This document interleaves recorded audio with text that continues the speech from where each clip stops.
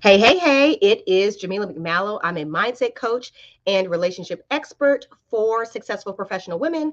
My clients are women who are winning in their careers or their businesses and want to experience that same success in their personal lives, specifically when it comes to their relationships with men, and of course, and most importantly, their relationship with themselves. Today is the third video in a four-part series that I've been doing, talking about women who find themselves returning back to the relationship or reaching out and trying to bring their exes back into their lives and rekindling these old relationships. And so we've already talked about, why, or number one, we've already talked about stop doing that. I already talked about stop trying to bring them back into your life. Secondly, we talked about why you keep trying to drag him back into your life. And now today, we're going to be talking about why you have to learn how to love yourself enough to be alone and heal. Okay. This is important. So I know that when I went through my divorce over 10 years ago, one of the things that was really challenging for me was the loneliness because, that was the closest relationship that I had. Your husband is typically your friend. We were friends, minus the toxicity or whatever. We did have some good times. And so, but just having someone around to all of a sudden being alone and doing all the things that are required to do in a household by yourself is hard. And I'm more of an extroverted person. And I like to go out to eat and go movies and do things, but with at least one other person, not by myself. And so that was hard. And so in that painful time, it would have been very easy, and it's almost like you're searching for some type of emotional crutch. You want a man to lean on and to make you feel pretty and to make you feel good, but I didn't have that. And that's a good thing because when I've come across women who do that, they've gone through a breakup and their heart is broken. I tell them, do not look for some man to be your emotional crutch, because what's going to happen is you're going to develop feelings for him and you're going to get hurt. And the difference between this and your previous breakup, because your previous breakup was your whole heart was broken. But now, when this relationship goes south, it is a broken heart being broken again. So now it's crushed even more. So it will hurt that much more deeply. So when you go through a breakup and your heart is broken, you need to take time to be alone. Don't look for some man to be your emotional crutch or to lean on. It's so easy and so deeply desired, but don't do it. Learn to stand on your own. I know for me, I even I remember at the time my sister wanted to just come stay with me just because she loves me and cares about me. I was like, nope, because I knew that I needed to learn how to be alone. I didn't want anything to interfere with this process that I was going through at that particular stage in my life, of just accepting what my life was now and learning how to be in this state of alone. And so it's important that you do the same. And you have to love yourself enough to be alone, because it does take putting yourself as a priority. Because when you're in a relationship with a man, especially a toxic man, especially when it's some ex you done dragged back, he's consuming the majority of your mental and emotional energy, and not 90% of the time in a positive way. But it feels like something to do. It makes you think you have some. It's crazy, right? What our brains will create, cause us to create in our lives, simply because it's familiar, or simply because it makes us feel like we have something going on and we're not just by ourselves staring at the walls or whatever. And that's not what I mean by being alone. I mean being deliberate and intentional with that time that you have alone with yourself. That's what I did. I focused on my healing. And what a lot of women will say to me is, yeah, I'm in therapy for that. Yeah, I'm in counseling for that. That's great. Therapy and counseling are great. They have their place and purpose. But please do not confuse counseling or therapy for mindset or relationship coaching. Please do not confuse them with you having your limiting beliefs shifted. Please do not confuse them with shifting your core beliefs and what's going on in here. Don't confuse that. It's two separate things. In fact, all of my clients have been in counseling and therapy and then still come to work with me because it did not create the results that they wanted in this part of their life, specifically in their relationships with men, in the way that they thought it would. It didn't create those results for them. It served its purpose. It helped them to develop an awareness. But what we did together is what actually solved the problem for them. And that's not true of every woman, because I'm not like the 7-Eleven where anybody can just walk through the doors and I'm going to work with them. That's not how it works. I work with a very specific type of woman. She has a very specific type of mental fortitude. She's very driven, very determined, very focused. And that type of woman, when she steps into the container to work with me through my process, is going to create amazing results for herself. Okay, you can look at my client testimonial page and you'll see it for yourself. But the point of what I'm sharing with you is this time alone means you have to stop dating. You got to stop dating. You got to stop trying to look for another man when you haven't healed from the last one. Getting another man won't heal your heart. It will set you up for more heartbreak, more hurt, more toxicity. And every time you get into a toxic relationship that ends, your confidence takes a hit. Your self-esteem takes a hit. Your self-worth takes a hit. It's not worth it to just be with a man, just to have a man. It's like, my goodness, do you dislike yourself that much? Ooh. I'm going to let that sit right there, because that's how some of us feel, isn't it? That if we don't have some man distracting us, then that means I've got to sit and actually think and feel all the feelings and think about all the things that I've done and allow myself to process and work through all of that like an adult. And that doesn't always feel like sunshine and roses, because I don't want to be sitting around crying and feeling vulnerable, because that's weakness. I got to get up and will my way through this. I can do this myself. I can DIY this with some books, and I can just use my insurance to pay for therapy. So that ain't even costing me nothing but $20 out of pocket. So I can really just go to El Cheapo DIY way, and I'm going to get this right. False. Okay. False. Now, stop dating. Stop looking for an emotional crutch. That means stop trying to have a friendship with a man. Just stay away from men. If you got a child and you're co-parenting, that's a mandatory relationship, but please just stop when it comes to men altogether, because you are not in the right state of mind to choose wisely. You're not even in the right state of mind to navigate wisely. You've got some work to do, sis.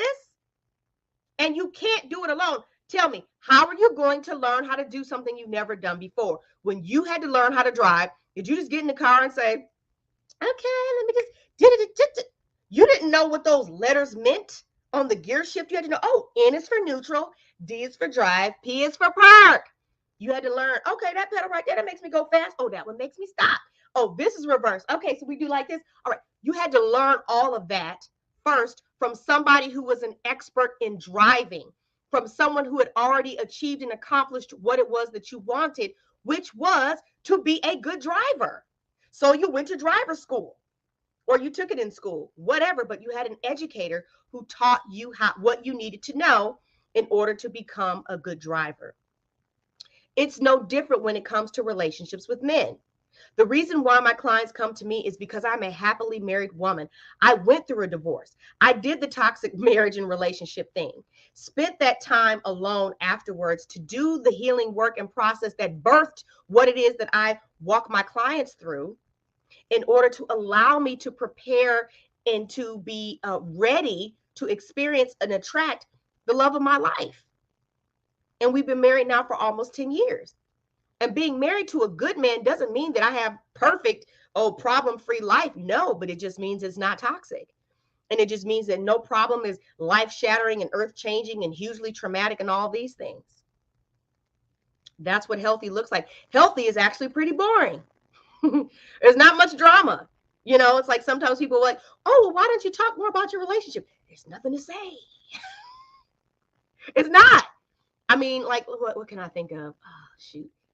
What? I mean, that's what I'm saying. Like the mundane, once you've been in a toxic relationship and you know what drama looks like, and you know what strife and angst and not getting along and all those things look like, once you're in a healthy relationship, it's like, man, we ain't got no problems. Please, people out here dealing with this and that.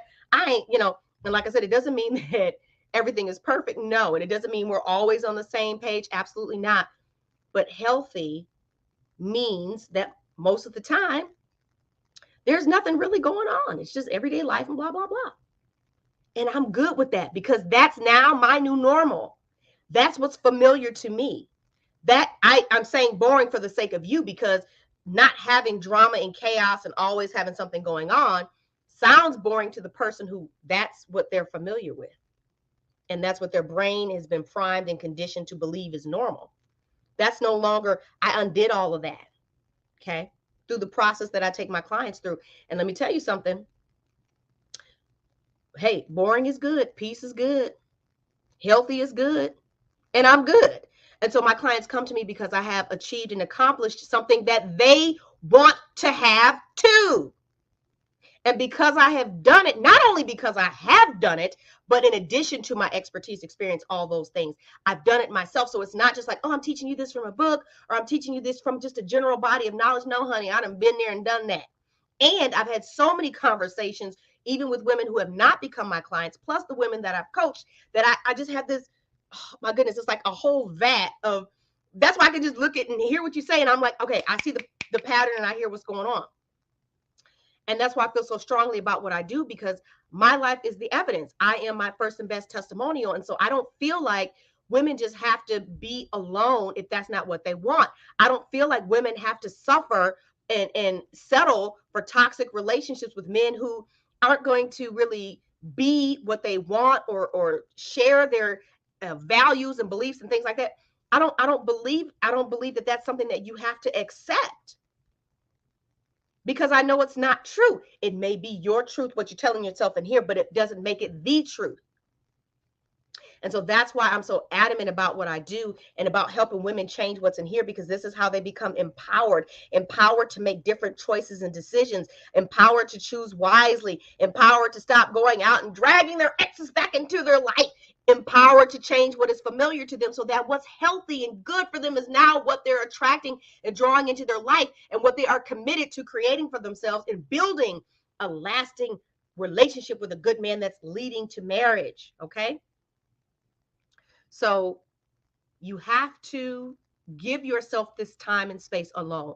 You have to focus deliberately and intentionally on your own healing, and specifically around your belief system. Okay? Simply talking about your feelings and all your traumas is not going to get the job done. It is a starting point, but it's not how it's done. That creates awareness, but it's not the solution. The solution is you got to rewire your brain and reprogram it. And it doesn't require hypnosis or anything woo or anything like that. If that's, what you're not into. I mean, I'm not. But if you are, hey, no judgment. But that's the point, is you're going to have to take this time alone. And you're going to have to stop giving into your moments of weakness and your urges and texting your ex or other men that you're just kicking it with in a textuationship or situationship. You're going to have to set some boundaries and some standards for yourself.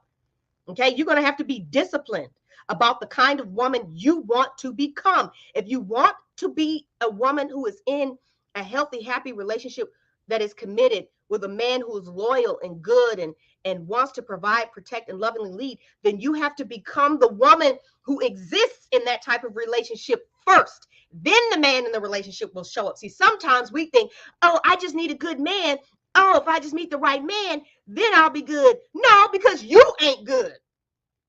Because you ain't good, having a good man ain't gonna fix you and ain't gonna fix what you're gonna be bringing to that relationship, honey. No, you got to get you right. You have to become the woman who has what you want before you have it. You have to have absolute certainty and belief and zero doubt that it is coming into your life, because it is. Once you are ready, I'm telling you this because this is, I'm just telling you this because I did it and I see my clients do it all the time. You have to step into the version of yourself, and it is who you are being that attracts everything that you want to you. And it ain't magic. You're taking action, you're taking steps, but you're working, starting with here, because this is what's really behind the scenes running the show of your life. Trust and believe that, honey.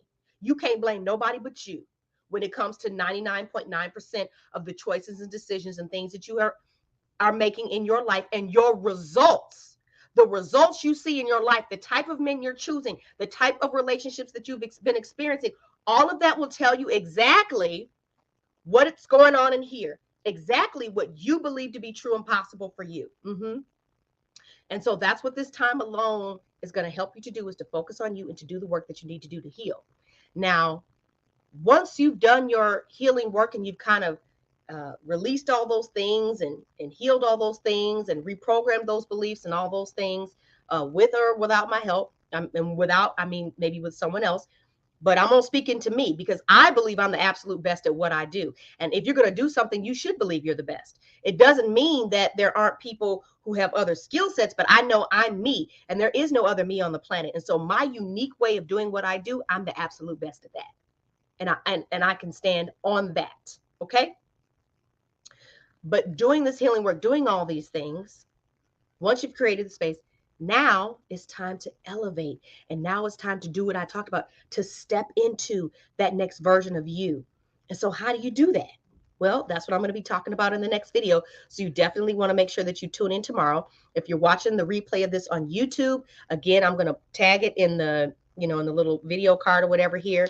And you want to make sure that whatever platform you're following me on, make sure you're following me. Make sure you like this video. Please drop a comment. And if you're on YouTube, subscribe and click that notification bell. Okay? And I'll see you in the next video.